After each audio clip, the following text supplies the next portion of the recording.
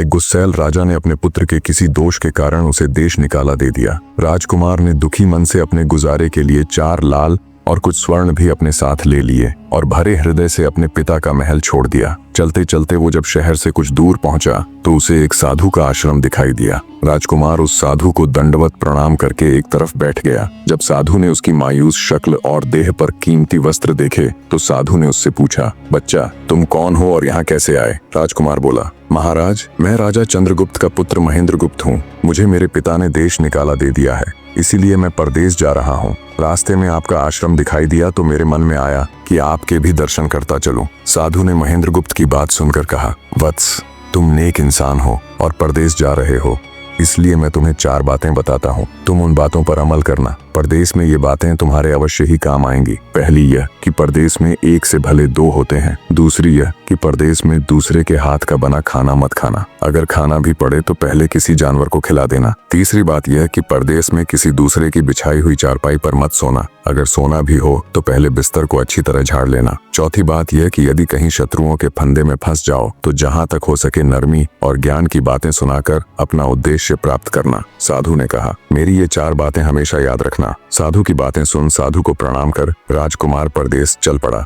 जब चलते चलते बहुत दिन बीत गए तो वह एक जंगल में पहुंचा। वहां उसने देखा कि एक चील एक कछुए के बच्चे को लेकर उड़ी जा रही है। संयोगवश बच्चा उस चील के पंजे से निकलकर गिर गया। महेंद्रगुप्त ने कछुए के तड़पते हुए बच्चे को देखा तो उसे बड़ी दया आई। उसने मन में सोचा कि इस बच्चे को पालना चाहिए। इस बच्चे को पालने से 2 बातें होंगी। पहली तो यह कि इस बच्चे के प्राण बच जाएंगे और दूसरी यह कि साधु द्वारा कही गई पहली बात भी पूरी हो जाएगी कि सफर में 1 से भले 2 होते हैं और इससे बातें करते हुए दिन भी आसानी से बीतेंगे। यह सब सोचकर महेंद्रगुप्त ने बच्चे को अपने साथ ले लिया। अब सफर में उसके साथ वह कछुए का बच्चा भी हो लिया। कुछ दिन के सफर के बाद राजकुमार को एक अच्छा सा स्थान दिखाई पड़ा। उस स्थान पर पहुंचकर उसने कुछ खाया पिया और फिर कछुए के बच्चे से बोला, तुम यहाँ बैठे रहना, मैं जरा थोड़ी देर सो लूं। यह कहकर महेंद्रगुप्त एक पेड़ के नीचे सो गया। उसी पेड़ के ऊपर एक सांप और एक कौवा रहते थे। उन दोनों का यह दस्तूर था कि जब कोई मुसाफिर उस पेड़ के नीचे ठहरता